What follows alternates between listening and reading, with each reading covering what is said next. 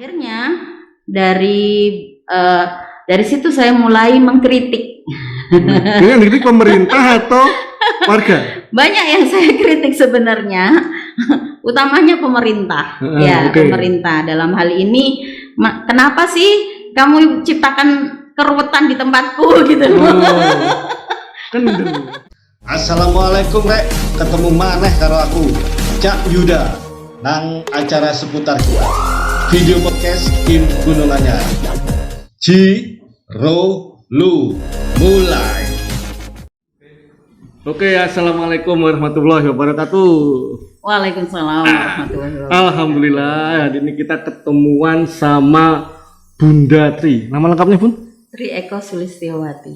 Tri Eko Sulistiawati, itu juga pertanyaan loh. Tri itu 3 Bun ya? 3, Eko 1. Ini anak pertama atau anak ketiga? Pertama dari 3 bersaudara yang perempuan. Pertama dari 3 bersaudara. Oh, yang 2 laki-laki. Makanya Tri Eko Sulistiawati. Iya. Tak kira tahu itu sejarahnya. Awalnya sih Tri Sulistiawati aja, tetapi di ijazahnya tulisannya begitu. Lah kok iso? Nah itu dia, salah bapak kepala sekolah atau salah siapa tidak tahu. Pokoknya intinya akhirnya muncul nama itu. Jadi akte? Ya akhirnya akte mengikuti jasa kan. Wali jasa. Iya, karena aktenya buatnya setelah usianya lebih dari 20 tahun. Oh gitu. Iya. Atau malah terakhir. Dulunya kan adanya itu surat keterangan lahir. Lahir. Baru dibuat akte itu setelah menikah. Karena persyaratan untuk nikah harus punya akte. Oh gitu. Baru akhirnya mengikuti ijazah. Makanya wali. Iya. Oke Bun, ini kita terus terang undang Bunda Tri ini sudah jadwal 3 bulan sebelumnya. Wes. Bener ini. Orang sibuk. Padahal podcastnya baru mulai 2 minggu.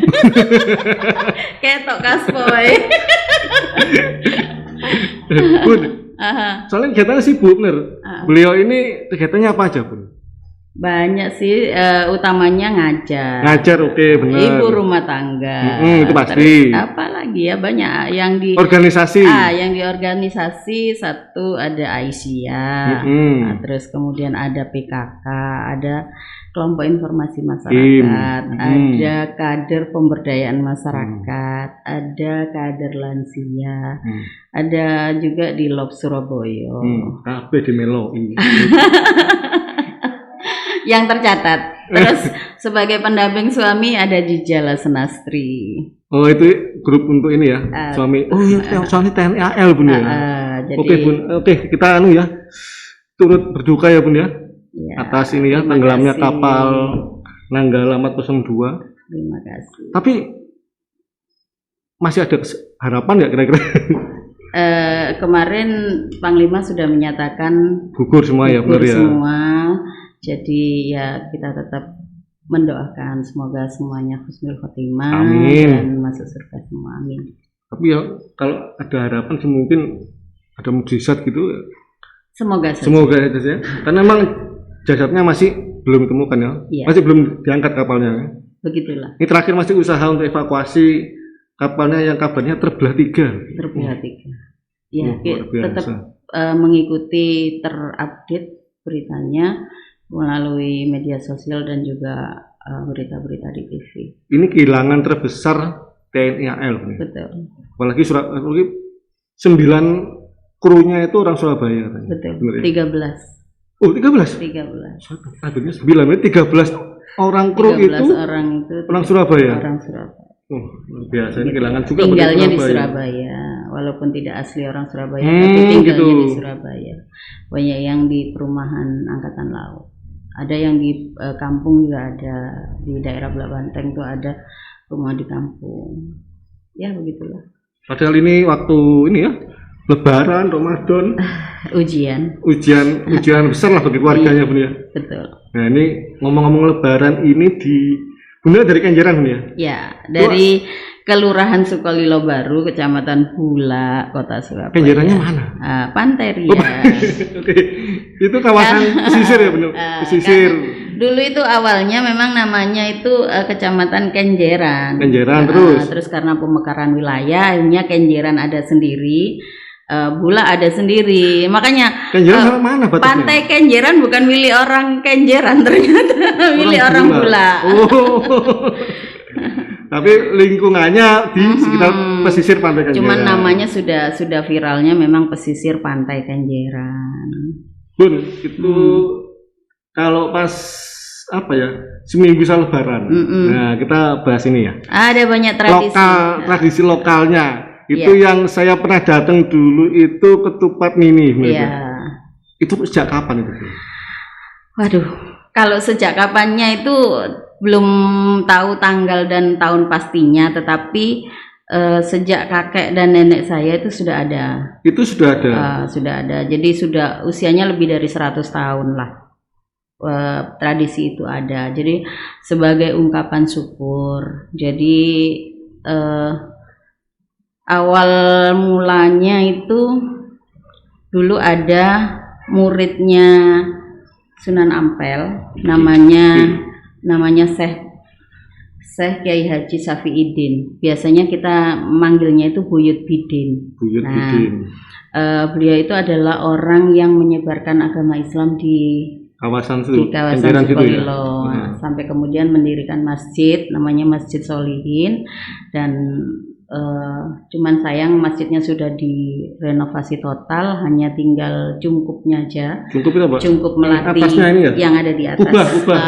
Bukan kubah, tapi cungkup semacam kayak kayak ya cungkup lah pokoknya, nanti dilihat aja. Semacam kayak tembok bentukan gitu loh, bentuknya kayak melati ini yang di atas paling ujungnya genteng. Nah itu, terus kemudian ada air sumur yang pH-nya hampir sama dengan air Zam-Zam, dan itu dulu dipercaya bisa menyembuhkan segala penyakit.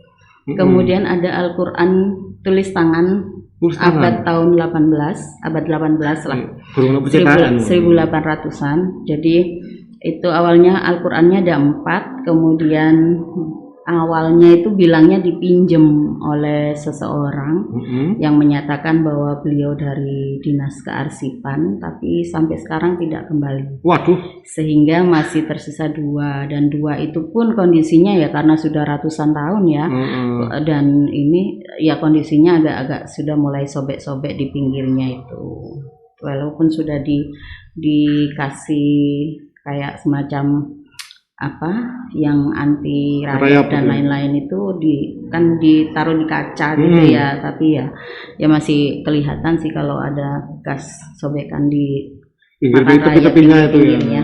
Jadi kemudian tahun itu masih banyak sekali tradisi-tradisi yang berbau mistis. Kayak mempercayai misalnya ada danyang, ada apalah bahasanya itu kalau kemudian datanglah organisasi yang bernama Muhammadiyah yang memberantas TBC, Tahayul Bid'ah Khurafat, sehingga pelan tapi pasti tradisi-tradisi itu sudah mulai pudar. Kayak misalnya kalau mimpi kurang baik, akhirnya harus membuang bumbu keluar. Bumbu jangkep itu kayak ya selengkapnya, ada bawang merah, bawang putih, lombok, dilempar di tengah jalan gitu, di perempatan jalan gitu. Terus kemudian ada tradisi yang tingkepan dan lain sebagainya, itu sekarang sudah nggak ada, udah mulai pudar. Namun untuk tradisi dulu masih ada larung sesajen gitu, di Kenjeran itu ya, masih banyak dulu bawa nasi buah atau apa dibuang di tengah laut gitu. Sekarang sudah nggak ada.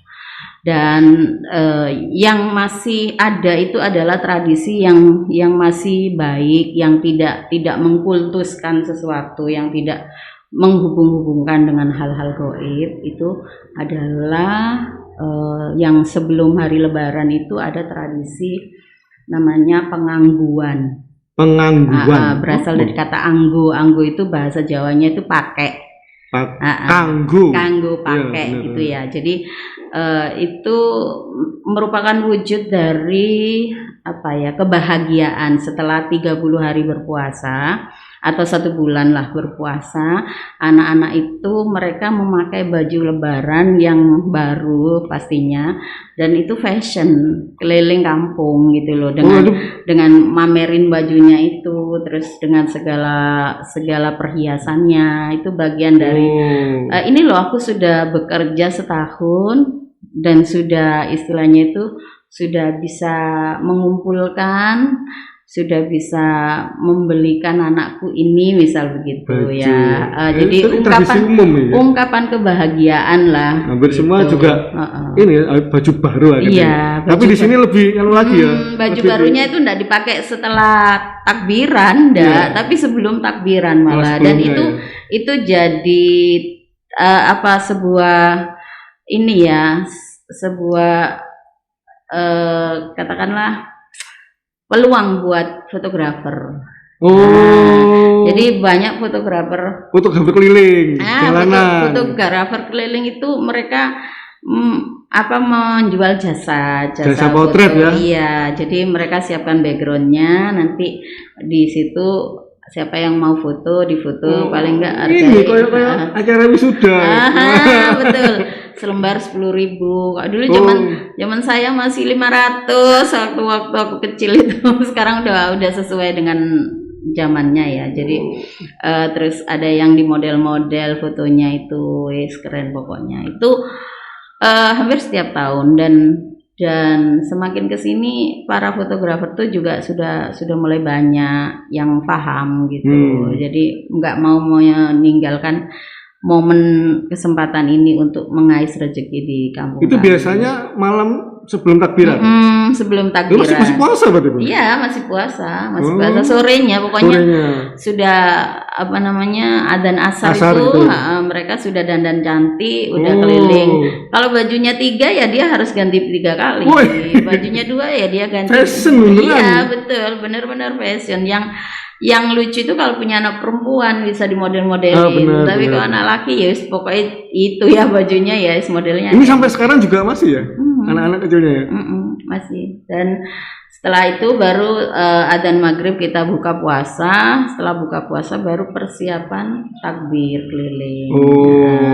Takbir keliling itu sudah menjadi tradisi ratusan tahun juga. Jadi bagian dari ungkapan kebahagiaan bahwa besok kita mau lebaran gitu. Nah setelah itu lebaran kan, lebaran itu hari pertama sudah keliling ke rumah keluarga karena memang silaturahmi di Sukolilo itu gang 1 dapat gang 2 dapat gang 3, bulet aja gitu loh. Tonggo dewe. Jadi nggak mudik kemana-mana. Nggak perlu mudik ya. Iya, bulet aja di kampung itu, kampung nelayan itu. Jadi setelah seharian bersilaturahim dengan keluarga, baru besoknya kegiatannya ke keluarga jauh, gitu. Sampai hari kelima. Hari kelima itu sudah mulai ada namanya tradisi ketupat mini. Ketupat mini. Nah, kenapa disebut mini ya ini? Kenapa disebut mini? Karena yang jual anak kecil. Tetap anak kecil. Dan yang dijual itu kupatnya juga kecil-kecil, lucu-lucu gitu. Jadi ketupat mini itu merupakan tradisi ratusan tahun yang ada di tempat kami dan tidak diketahui banyak orang karena belum dipublish gitu kan. Nah, setelah ada setelah saya bergabung di Kimbari tahun 2016, saya mulai berpikir ini kayaknya memang harus di blow up sampai keluar biar orang tahu gitu kan. Akhirnya saya mengusulkan, dadak sih itu ceritanya, saya telepon Pak Camat, Pak ini di kampung kami ada kegiatan tradisi seperti ini, bila Bapak berkenan saya ingin buat festival ketupat mini, bisa dong dibantu untuk support hadiahnya.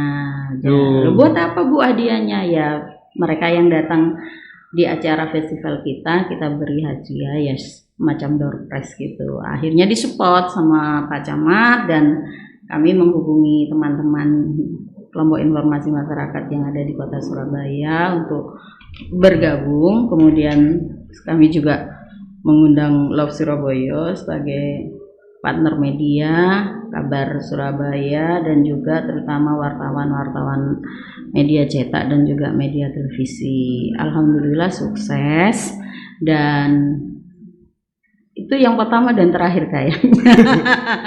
Karena banyak yang mengeluh ketika dikumpulin dijadikan satu dalam satu tempat dan waktu, mereka ribet dengan otong-otongnya itu loh. Oh iya, itu tahun 2016. Jadi tradisi ketupat mini itu sebenarnya kalau secara realnya Bun ya, itu kan di depan rumah mereka Bun ya. Iya. Nah itu waktu 2016 dikumpulin jadi satu di satu tempat. Ke satu tempat, ya itu yang mereka transportasinya mungkin betul. ribetnya di situ. Sukses sih, sukses. Cuman akhirnya setelah kita evaluasi lagi, mereka sepertinya berpendapat lebih baik saya di depan rumah saya sendiri aja Bu gitu. Jadi ya sudahlah, akhirnya 2017 dan seterusnya kita tetap ada liputan, tetap ada woro-woro, tetap disampaikan keluar sana, ada kegiatan, tetapi tidak dijadikan satu tempat. Enggak, tapi itu berarti untuk memperkenalkan tahun 2016 itu sukses. Iya. Masyarakat mulai mengenai ketupat. Dan itu selalu ditunggu akhirnya. Kapan Bu? Kapan? Itu saya pernah nulis Bu ketupat mini. Itu malah komennya gini, telat malah diberitakan. Ngomong itu sak gurunge. Begitu. Iya. Jadi mereka itu kayaknya ketika ada ini mereka pengen ikut, bener. Cuma masalahnya kan kalau nulis kan ya setelah kejadian. Nah, mungkin nanti sebelum kejadian gitu. Ya, kami berpikirnya begini, kenapa kok tidak disampaikan sebelumnya gitu, karena memang tergantung dengan kesiapan dari masyarakat setempat kan. Kami menyadari bahwa kampung nelayan ini notabene 90% masyarakatnya adalah nelayan di RW 2 itu tadi. Itu kan secara kebersihan, terus keuangan, psikologis dan lain sebagainya itu kan berkaitan. Nah, ketika kami woro-woro tanggal ini, hari ini, ternyata mereka lagi datang ikannya. Kan otomatis nggak bisa, harus ditunda besoknya gitu kan. Jadi karena tergantung pasang surutnya air dan juga waktunya mereka melaut. Ketika mereka sudah nggak ke laut dan rezekinya ada, ya hari itu. Pokoknya antara hari kelima, 6, 7 itu pelaksanaannya. 5, 6, 7 setelah Lebaran. Iya. Setelah Lebaran hari pertama. Hari pertama. Jadi di sini tradisinya begini, anak-anak rumah yang punya anak gitu ya, rumah yang ada anak kecilnya, mereka seperti menjadi sebuah tanggung jawab untuk mengenalkan kepada anak-anak entrepreneur yang sesungguhnya. Terus gitu. Kemudian rasa berbagi, rasa peduli itu bagian dari karakter yang mau dibentuk untuk anak-anaknya gitu kan. Jadi bagaimana mereka ketika pelaksanaan kegiatan itu kan modelnya kayak pasar-pasaran gitu ya. Ada dagangan yang dijual, bentuknya itu ada ketupat, ada lodeh atau sayur gitu ya, ada juga lepet, ada juga yang ditambahin dengan makanan tradisional, jajanan tradisional. Uniknya itu di ketupat mini karena ini pesisir ya Bun ya. Itu mungkin kalau ketupat biasa itu ada opor ayam. Ya, ini di sini malah khusus, di sini khas laut malah ada kayak kepiting, bener ya? Kepiting rajungan bener ya? Iya. Itu malah yang unik di situ. Ya, ada kepitingnya. Jadi ketika semuanya sudah siap, si anak ini yang jadi penjualnya ini, kemudian ada pembeli datang. Nah, pembeli datang itu enggak pakai duit, bilangnya hanya aku tuku gitu aja. Itu bagian dari akad jual belinya itu cuma begitu, aku tuku iki gitu, bahasa Jawanya gitu, bahasa Surabayanya aku tuku itu artinya aku beli gitu, saya beli. Nah cuman nggak pakai duit, pakai istilah ini tadi, akad cuma akadnya ngomong aja ya ngomong aja. Nah dan itu beda-beda, setiap depan rumah itu beda-beda yang dijual.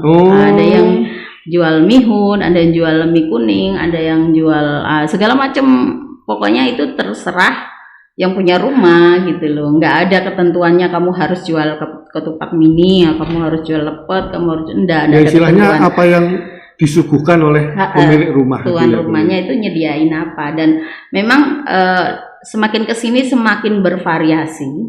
Jadi sampai ada yang jualan cireng barang gitu kan. Karena ini tadi ngajarin si anak itu gimana cara ngolah masakan, bagaimana melayani pembeli, bagaimana menyuguhkannya kepada pembeli dengan tetap senyum dan sebagainya. Itu bagian dari proses. Jadi filosofinya itu lebih pendidikan karakter anak. Betul, ya? Iya betul. Jadi dan itu dalam sekejap gitu, cepet banget. Jadi namanya euforia ya. Euforia karena seneng karena lebaran. Jadi anak-anak yang nggak jual, anak-anak yang lebih gede-gede, karena yang jualan itu usianya di bawah 10 tahun lah pokoknya, mulai dari usia balita sampai kalau sudah di atas 10 tahun mereka malu. Malah malu? nggak mau udah gede enggak gitu. Kalau di bawah 10 tahun masih jual. Nah itu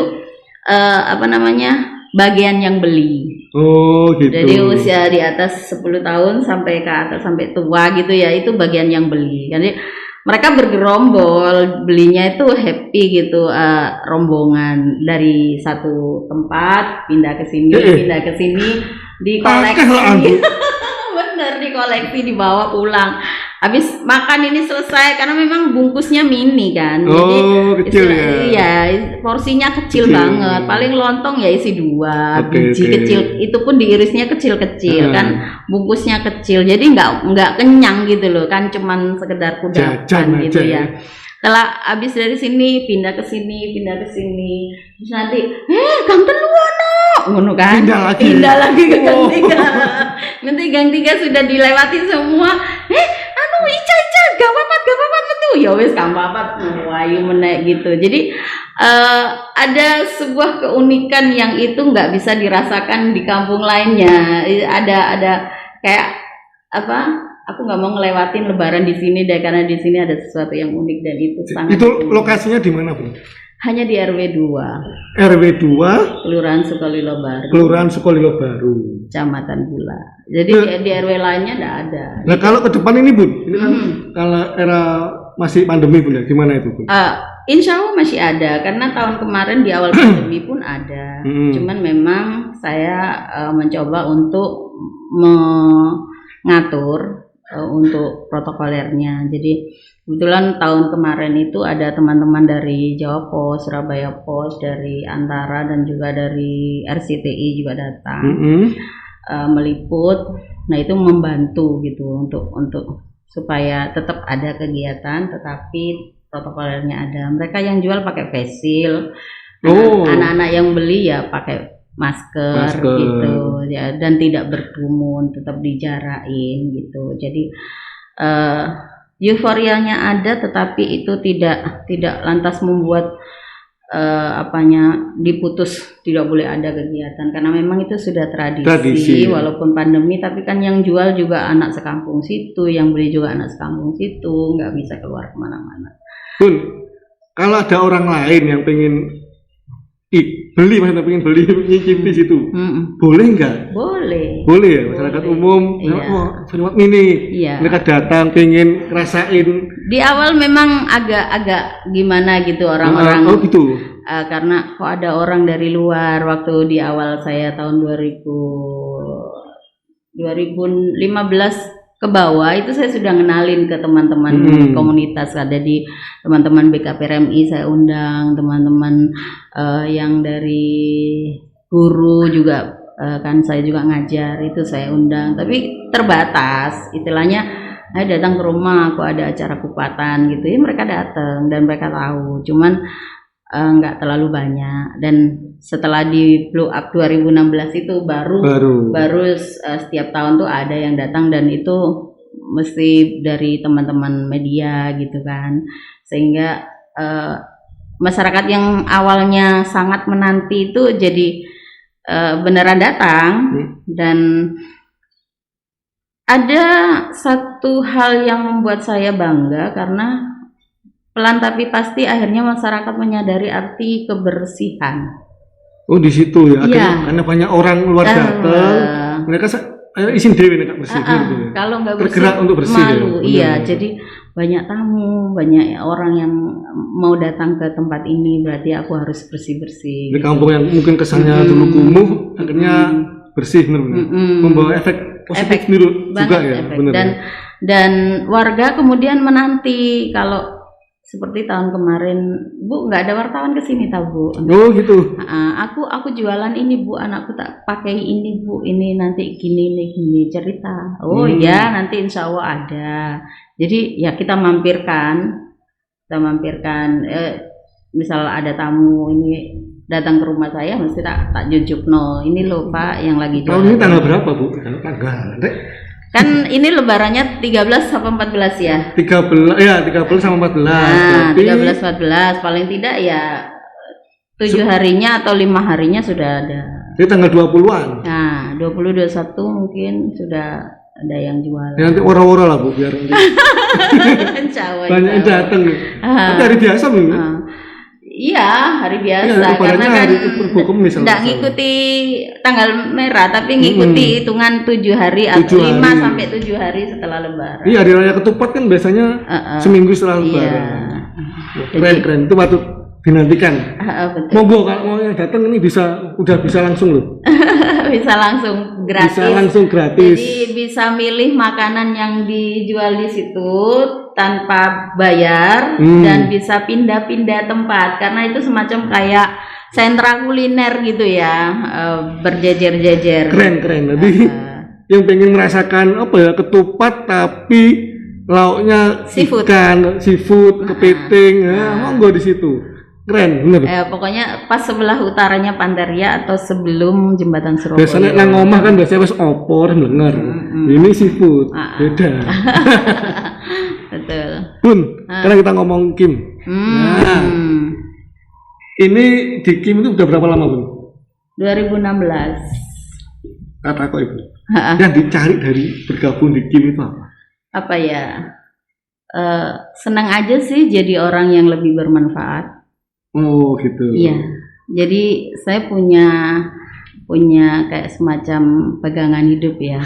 Sebaik-baik orang itu adalah orang yang bermanfaat bagi orang lain. Dan salah satu kenapa saya gabung di Kim itu kan pegiat informasi.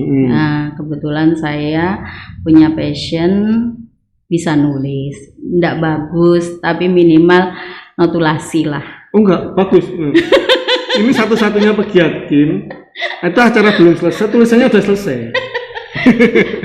Itu minimal bisa meninggalkan jejak tulisan yang kiranya itu ya bermanfaat buat orang lain, agar mereka yang pingin tahu, misalnya pingin tahu tentang wilayah Kampung Sukolilo, Kampung Nelayan itu kayak apa sih, kan mereka bisa cari tahu, karena sekarang zamannya berselancar kan.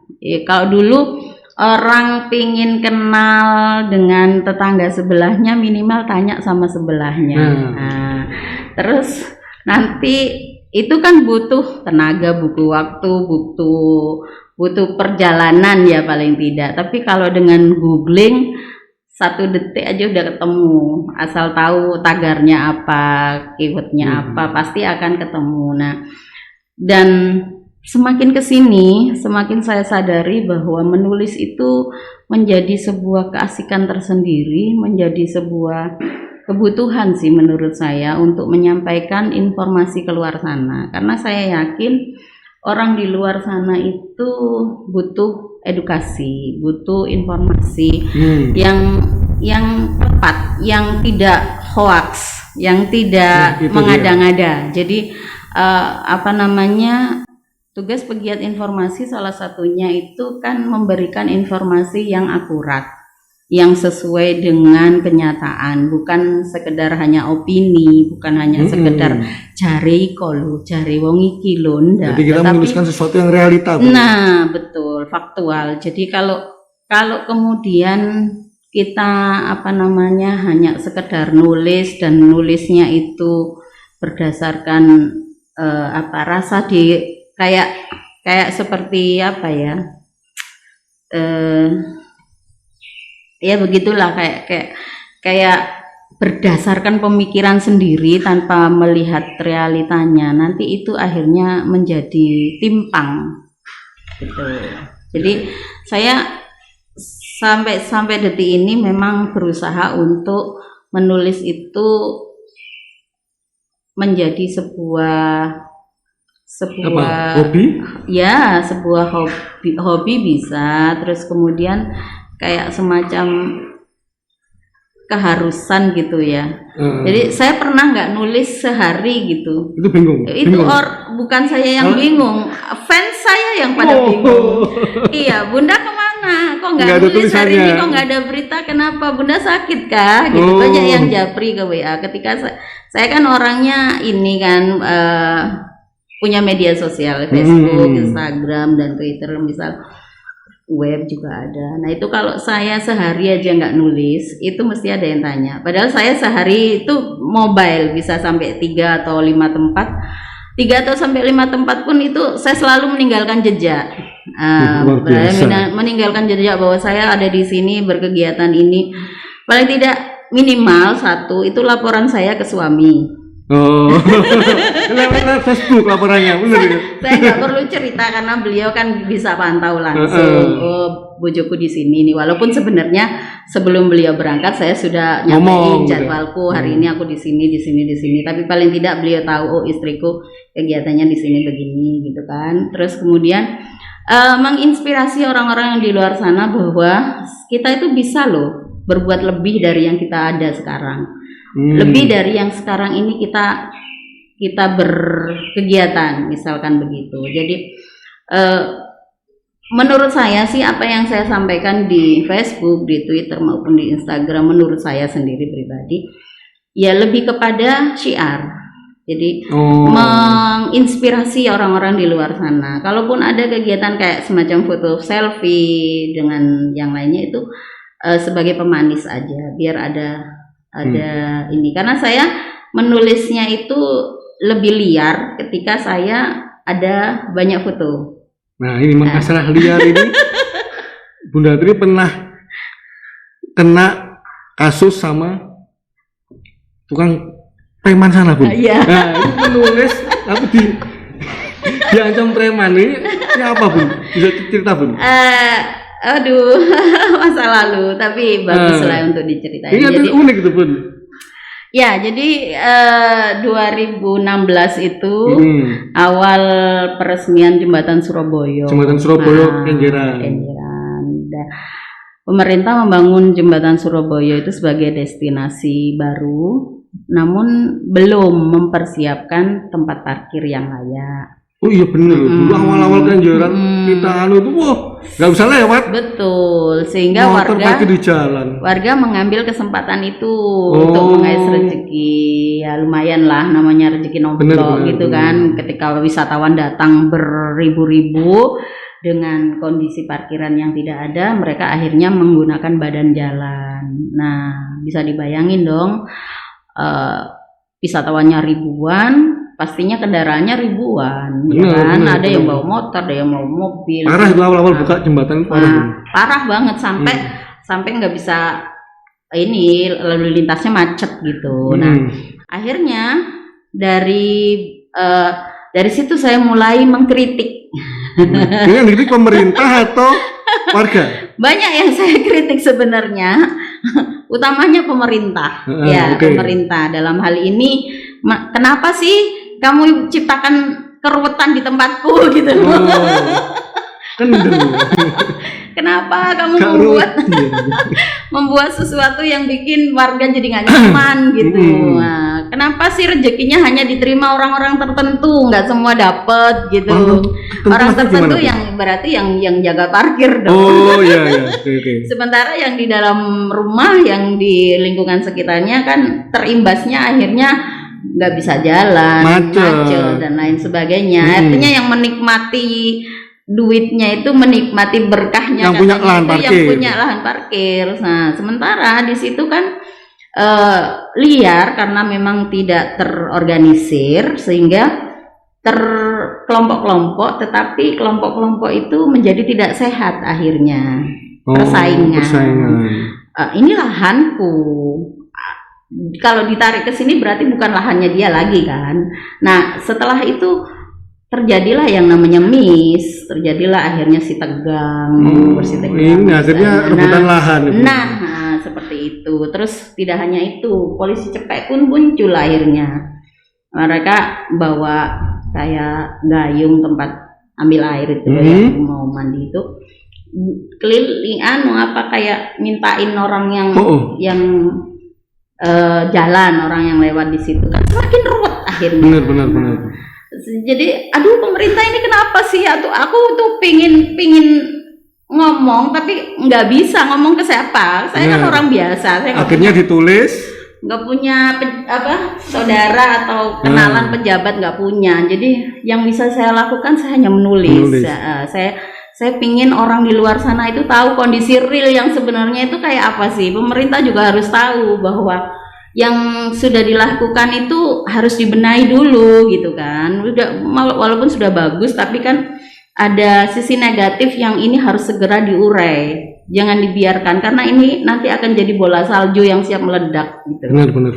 Jadi aku nulis, padahal nulisnya itu real loh ya, berdasarkan pengamatan warga sana juga kan. Jadi waktu itu ceritanya lagi crowded banget. Ada 2 orang naik sepeda motor, laki perempuan. Yang laki ini kan galau, maunya sih berhenti karena sudah diberhentiin oleh tukang parkir. Oh gitu ya, biasanya nyegat. Parkir sini biasa gitu. Nyegat di jalan itu. Ayo sini mas gitu kan. Si perempuan yang dibonceng ini kayaknya nggak berkenan. Ya mungkin takut ya, dia takut karena modelnya itu kayak maksa banget suruh berhenti gitu kan. Akhirnya jalan lagi si lakinya ini jalan lagi, nggak taunya di depannya sudah ada tukang parkir beda lagi kan. Kelompoknya beda lagi. Nah, di situ kayaknya maksa banget dipegang setirnya. Mas turun mas, parkir sini aja mas gitu. Si perempuannya ini mungkin lagi nggak siap, jadi akhirnya dia terjatuh. Kan dibonceng tuh, dia terjatuh, terus jelas saya nggak tahu dia pacarnya atau istrinya atau suaminya, nggak tahu ya, pasti si anak laki ini yang nyopir ini akhirnya marah dong, tahu yang kan, pasangannya jatuh itu tadi, dia marah kan, akhirnya sempat crash, sempat rame dan ya akhirnya dilerai. Sayang sekali di situ tuh tidak ada keamanan gitu. Harusnya kan kalau ada keamanan, Satpol PP, nggak akan terjadi hal-hal yang seperti itu. Jadi aku nulis itu dan tulisannya diunggah oleh Kabar Surabaya. Oh iya benar, pasti itu. Aduh, parah deh, di situ yang komen para preman. Jadi komennya yang yang mengganggu. Komennya bikin aku panik. Karena di situ nulisnya begini, aku kenal orangnya, ayo samperin rumahnya gitu. Caro gitu. Segitunya? Iya. Aku sampai bingung ini kalau beneran iya anakku secili-cili. Kalau beneran iya, waduh ini di ujung tanduk sudah. Akhirnya aku screenshot tak kirim ke grupnya Kim kan. Grupnya Kim, ini gimana aku posisi seperti ini, waduh Kabar Surabaya ini bikin orang jadi redak gitu kan. Itu kontroversi Kabar Surabaya. Akhirnya aku telepon suamiku, ayah aku nggak pulang ya, aku nggak berani pulang karena ini terus. Nggak berani pulang, tidur mana? Terus kamu posisi sekarang di mana? Di rumah temanku. Ya wis nanti tak jemput gitu kan, posisi suami kerja. Kan itu viralnya pagi tuh, pagi sampai siang tuh nggak berhenti, ribuan yang komen, Masya Allah, ratingnya Kabar Surabaya langsung melejit, gara-gara ya aku sih nggak nanggepin sih, awalnya nggak nanggepin, tapi kok semakin khawatir kesini, ya semakin kesini itu kalimat aku kenal, aku tahu rumahnya, ayo dicaro, ayo didatangi, ayo di ini tuh semacam sebuah sugesti bahwa keselamatanku ini terancam gitu kan. Aku harus bagaimana? Tapi ternyata efek dari itu luar biasa, karena di WhatsApp-nya Kim itu kan ada pemerintah kota, yang di situ ada dinas Kominfo yang bisa menyampaikan kepada dinas terkait. Jadi alhamdulillah berimbas.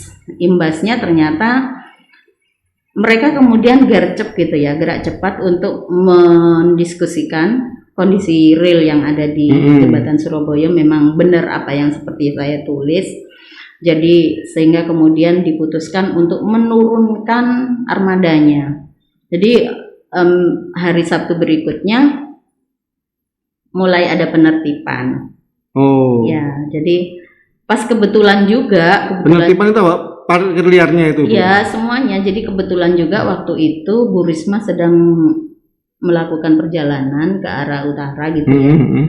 Itu mobilnya dihadang oleh polisi Cepek itu tadi. Dulu. Kalau itu luar biasa. Sayang aku nggak ada waktu itu, suamiku yang tahu. Jadi namanya Bambang sih, nggak apa-apa ya saya sebut nama ya. Semoga orangnya ikhlas mendengar. Ikhlas demi kebaikan kampung. Ya, jadi Bambang itu kemudian memberhentikan mobil itu tadi. Terus kemudian, mobilnya wali kota. Mobilnya wali kota itu yang sekarang jadi mensos. Betul, diberhentiin terus sama nyodorin ini tadi gayungnya. Cebuk. Gayungnya. Masya Allah, Bu Risma keluar dari mobil, dia buka pintu. Dia langsung begini, apa? Kamu minta uang? Buat apa? Gitu kan? Langsung yang namanya Bambang itu lagi pontang-panting, nyadar kalau itu Bu Risma, yang lari pontang-panting sampai jatuh bangun, dia kasihan memang sudah tua tapi gimana lagi. Pas ketemunya sama Bu Wali Kota, pas itu suamiku tahu lewat, terus dia cerita ke aku, ya Dek, sana Dek Bambang mau tiba Dek lapo pelayanan lapo ketemu Bu Risma waktu jadi polisi Cepek. Astagfirullahaladzim. Ya habis itu langsung ditertipin semua. Jadi Bu Risma langsung terjun, terus dibilangi warga-warga yang ada di situ, nggak boleh Pak ya begini, ini merugikan, ini begini. Kasih pengertian lah sama Ibu. Terus kemudian hari itu juga langsung koordinasi dengan Dinas Perhubungan, kemudian dengan Satpol PP, polisi, TNI, Polri juga diturunkan semuanya waktu itu untuk penertiban parkir liar. Jadi tidak boleh ada parkir di jalanan itu. Mereka lebih diarahkan kepada SD Muhammadiyah 9. Parkirnya di situ. Jadi di SD Muhammadiyah 9 itu luas emang ya. Kebetulan memang tempatnya di ujung jalan, ujung jembatan gitu kan, dan halamannya juga luas. Kemudian dikelola secara profesional juga oleh pemuda Muhammadiyah yang ada di situ dengan memberikan karcis parkir resmi yang bekerja sama dengan Dinas Perhubungan, sehingga lebih aman gitu kan. Terus kemudian satu lagi lahan parkir yang dipakai adalah di Kampung Warna, yang arah mau Kampung Warna. Kampung Warna itu pinggirnya, tepinya Jembatan Surabaya tuh. Iya betul, yang ada di pompa air itu loh. Nah, sedangkan yang di ujung satunya itu memang tidak ada perumahan penduduk kan, masih aman lah parkir di situ, yang arah keluarnya. Biasanya saya kalau ke sana itu parkir di ini pun Pantai Lama. Pantai Lama, benar. Pantai Lama itu memang disediakan untuk lahan parkir Jembatan Surabaya. Itu luar biasa loh, berarti perbaikan sana itu gara-gara tulisannya Bunda kan, ya. Itu luar biasa loh. Jadi nggak ada yang, mungkin kita nulis itu nggak ada yang menyangka kalau efeknya bisa seperti itu. Betul. Jadi kita tulis saja pokoknya realita yang ada, efeknya seperti itu. Ya kita nggak tahu sebenarnya. Betul. Tapi alhamdulillah jadi semakin baik akhirnya. Ya, akhirnya semakin baik dan akhirnya pemerintah menyadari bahwa penting sekali menyediakan lahan parkir itu di saat wisatawan memang lagi giroh semangatnya luar biasa, pingin ngajak keluarganya menonton tayangan apa itu air mancur menari di Sabtu Minggu itu tadi kan. Cuman ya tidak disadarinya mungkin karena keterbatasan biaya dan lain sebagainya. Padahal setelah dikomunikasikan akhirnya ya ada solusi gitu loh. Nah, ke depan akhirnya pemerintah dan masyarakat kemudian bergandengan tangan. Kita duduk bareng di SIB waktu itu, Sentra Ikan Bula, yang mimpin kalau tidak salah yang sekarang jadi wali kota, Pak Eri. Pak Eri kemudian memfasilitasi apa sih maunya warga, apa sih maunya pemerintah. Nah, kemudian disatukan. Pemerintah itu pinginnya seperti ini loh, dibangunnya jembatan itu untuk ini loh, manfaatnya ini loh buat masyarakat. Nah, tolonglah masyarakat itu berupaya untuk membantu pemerintah dengan ini loh. Nah, wah, masyarakat juga begitu. Terima kasih Pak, saya sudah dibangunkan jembatan Surabaya. Saya sadar bahwa perekonomian warga kami sudah meningkat. Tetapi kami juga Pak, kami juga butuh ini, kami juga butuh itu. Nah, ini akhirnya difasilitasi gitu loh. Cuman ya namanya banyak orang, satu diturutin, satunya banyak orang minta, banyak kepala juga, satunya minta lagi, banyak orang banyak kepala juga. Banyak pikiran. Jadi ya, dan akhirnya setelah ada pandemi tutup total kan, sampai hari ini masih belum dibuka. Jadi sempat sih beberapa kali buka tutup sebelum pandemi pun itu sempat buka tutup karena memang ada beberapa kejadian, termasuk ada yang meninggal karena jalur masuk dipakai jalur keluar. Oh iya, tabrakan. Jadi tabrakan dan mengakibatkan nyawa melayang dan juga kecelakaan di situ. Ada yang sempat bunuh diri juga ke situ, tetapi karena dangkal ya nggak mati. Dan ya banyak kisah lah yang terjadi di jembatan Surabaya itu. Ada anak balita yang tangannya harus terpotong karena itu pertama-tama itu waktu kena ini pinggirannya itu anak biasanya kan, pagernya kan aluminium dan aluminium itu tajam. Itu kan ada yang kayak luka gitu ya. Iya. Balita. Kalau sekarang udah ditutup fiber kalau nggak salah. Enggak, masih tetap. Enggak ya? Masih tetap. Ada speaker? Masih tetap. Dan malah kemarin saya sempat jalan itu ada beberapa pagernya itu yang sudah copot. Perawatan lagi. Ya, terus ya kecantikannya sudah mulai memudar karena memang tidak tahu apa perawatannya atau gimana, atau memang tanamannya juga rindu dipegang oleh wisatawan, tidak tahu kok nggak terik-terik gitu. Nggak tumbuh-tumbuh maksudnya. Jadi dan semakin kesini alhamdulillah kampung nelayan yang tadinya notabene orang nyebutnya kampung kumuh gitu ya, kotor, jorok gitu, sekarang sudah mulai tertata. Dan alhamdulillah kemarin Surabaya Smart City 2019 kita berhasil meraih juara 75 kampung terbaik dengan predikat pengelolaan sampah terbaik. Karena kami di situ juga membuat bank sampah, bekerja sama dengan Aisyah buat bank sampah.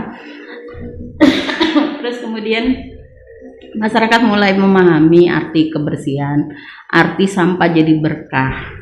Jadi yang semula botol berserakan tidak diambil, sekarang sudah mulai dikumpulin gitu. Karena kan kampung situ kan semuanya orangnya kan kayak penjual kerupuk, terus penjual minuman, penjual makanan ringan, konsumtif lah. Semua ada di Sukolilo itu, semua ada di RW 2 itu, sehingga sampahnya luar biasa. Jadi nah dengan adanya bank sampah itu akhirnya mereka kemudian bisa ngumpulin botol, gelas di depan rumahnya yang kemudian bisa dijual ke tempat bank sampah kami. Jadi semakin tertata, semakin rapi, semakin bagus, dan memang itu sesuai dengan harapan pemerintah. Imbas dari adanya pembangunan destinasi baru itu, masyarakat yang ada di sekitarnya mulai menata diri. Nah, menata dirinya itu dengan maksud agar perekonomian masyarakat setempat itu semakin sejahtera, semakin meningkat. Namun kembali lagi karena memang itu tadi ya, ada pandemi, Jadi stagnan karena memang pariwisata tutup. Mereka kan hampir 90% itu jualan kerupuk, jualan hasil laut. Mengandalkan ini ya, pengunjung ya. Iya, di Pantai Ria dan Pantai Lama. Nah, ketika dua wisata ini tutup, ya sudahlah wassalam, sehingga mereka kembali untuk mencoba mandiri dengan menjual kayak jajanan, makanan yang kayak goreng-gorengan, apalah yang bisa dijual di situ. Kecuali yang memang dia punya toko di pinggir jalan, itu masih bisa menyambung hidup dengan jualan itu tadi. Tapi kalau yang ramai, masih kerupuk, terus ikan asap itu? Iya, itu kan di pinggir jalan di pinggir. Tapi yang punya pasar, punya toko di Pantai Ria maupun di Pantai Lama, yang di pantainya kan sangat tutup. Berdampak. Jadi tutup semua, akhirnya dagangannya ya jadi rugi dan sebagainya gitu kan. Dampaknya luar biasa. Tapi sekarang udah buka belum? Pantai Lama belum buka, yang buka Pantai Ria. Karena Pantai Ria kan milik swasta. Kalau Pantai Lama kan milik pemerintah kota. Tapi berapa Pemkot sudah mulai buka taman, udah mulai buka. Ya, kita positive thinking. Ini alhamdulillah sudah orange. Menurun ya? Iya, sudah mulai menurun. Tetapi kita nggak boleh lengah.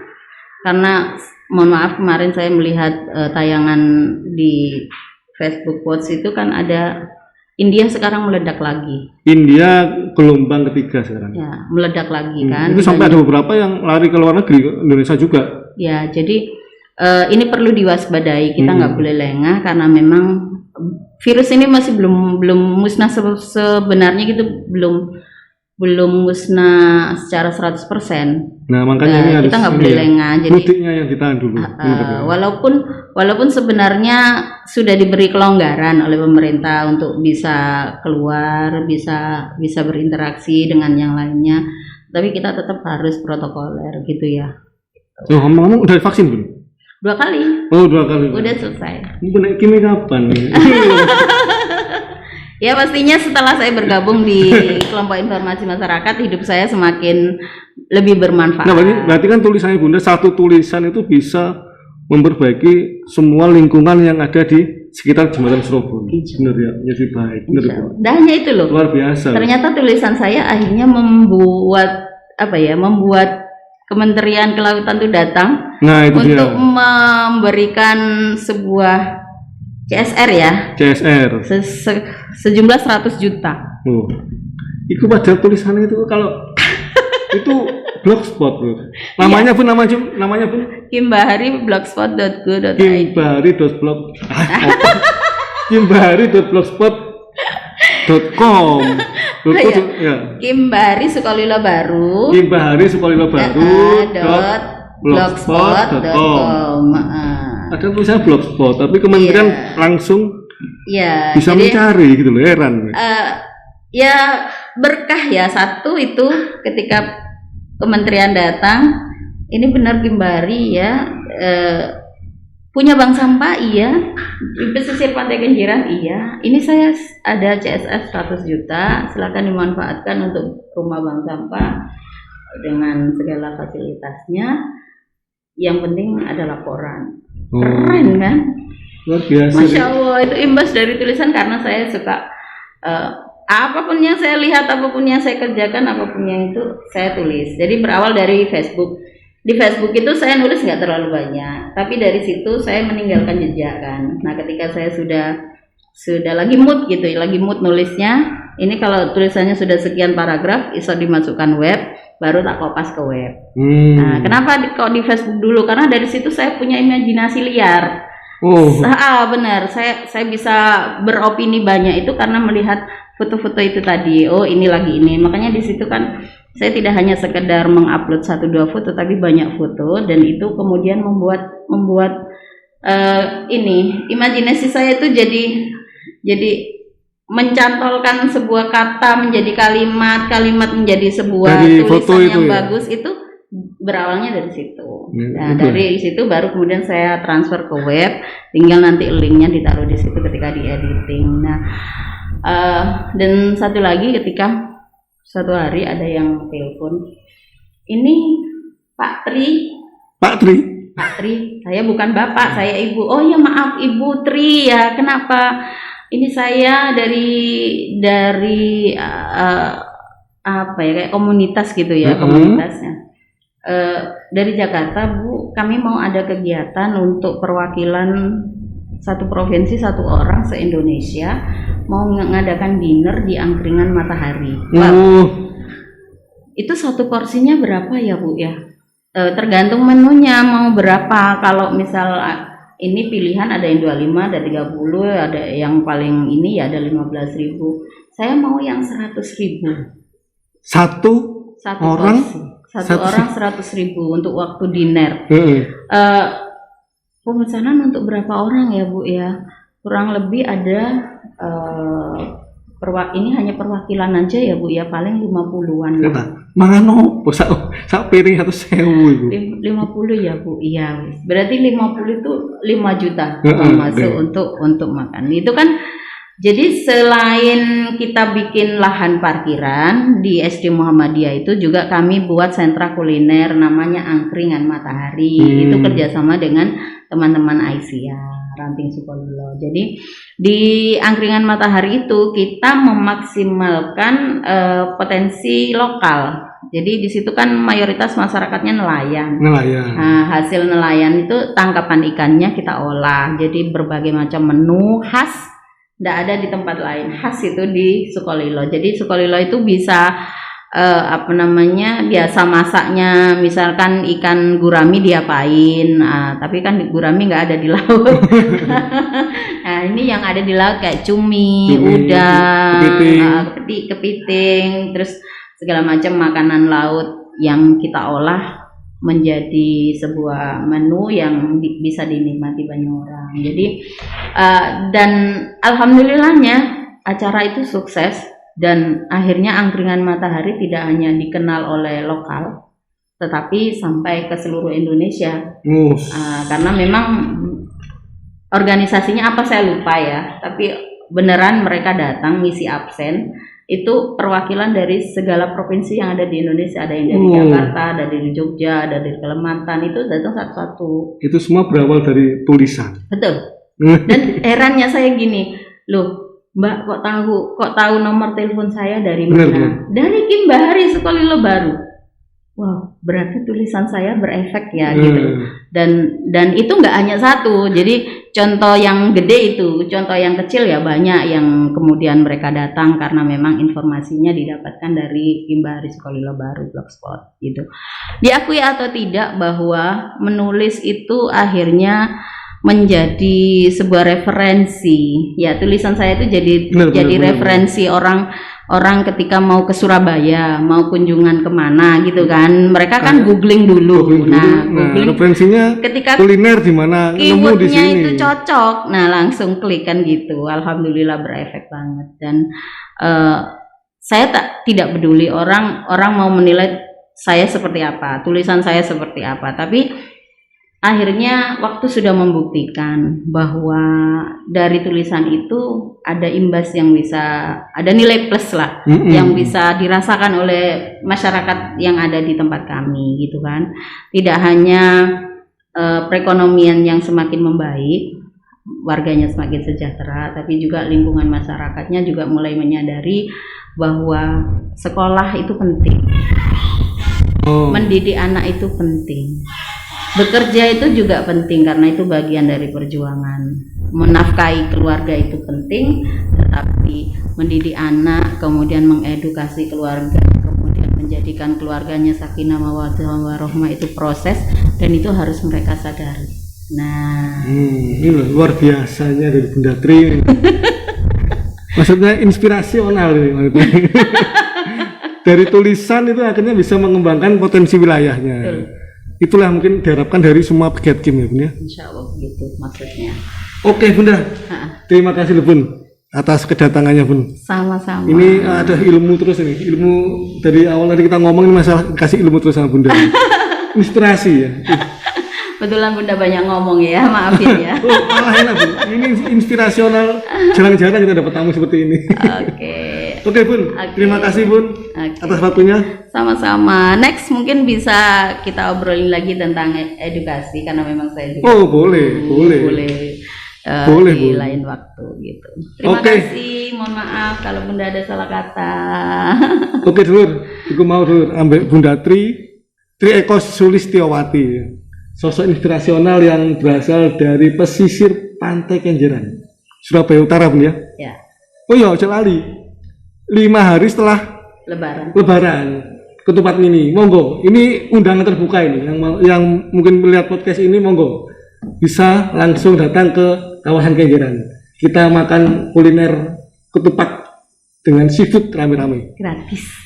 Nah itu yang penting gratis. Sepuasnya. Sepuasnya ya. Kayaknya tak ngomong sepuasnya itu. Yang penting masih ada loh ya. Gopes nanti ada no. Oke. Terima kasih. Oke. Assalamualaikum warahmatullahi wabarakatuh. Waalaikumsalam warahmatullahi wabarakatuh.